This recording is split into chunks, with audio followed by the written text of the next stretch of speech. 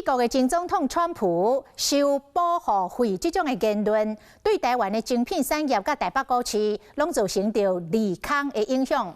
台积电昨来开法人说明会，有讲到营收甲展望乐观的消息，但是股价也是救袂转来。早起一个开盘就落破到1000块，早盘上价是落到980块。今仔日的台北股市嘛是大落529点。川普早起伫一场的演讲，嘛再一次讲到台湾。伊讲愈来愈严重的冲突，当打离的台湾、韩国甲菲律宾的上空。So far, we did not change any our original plan of expansion of our overseas fab.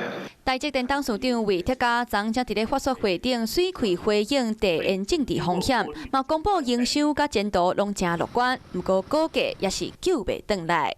台积电今仔日开盘就拔出千金股的行列，以988块开出，一路就开始拔，到今仔日早起11点半，早盘上价980块，拔25块。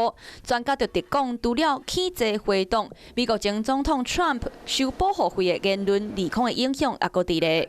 这个看起来比较像是一个偏情绪性发言，那所以以过去来看，情绪性的发言的话，我觉得这个持续的时间是不会到非常久的，没有太超出市场预期太多的。那在这个时候呢，其实市场就会有一个比较算是失望性的卖压。护国神山一支药是百支重，台股同款开了价，走了嘛价，开盘就升拔170点，早盘上价是拔到22901点，拔497点。那 Trump 伫咧今仔日提名演说，伫咧11点05分，佫讲到台湾愈来愈严重的冲突气氛，伫咧台湾、韩国、菲律宾，咱的世界当咧闭开，可能会引发到第三届世界大战，嘛，互投资人烦恼是毋是佫会再冲击台股？产业界嘛烦恼世界晶片大战会佫再发生。晶片已经成为石油后的下一个，就这个世界上最重要的这个物质。那台湾比较会像是美中之间角力的一个关键要角，倒不会说是变成美国的敌人。专家嘛提醒，台股即马徛伫咧23000点的高点，任何的小可动作、政治言论所造成的影响，可能拢是100点来起跳。投资人一定就要随时关注，就要斟酌再斟酌。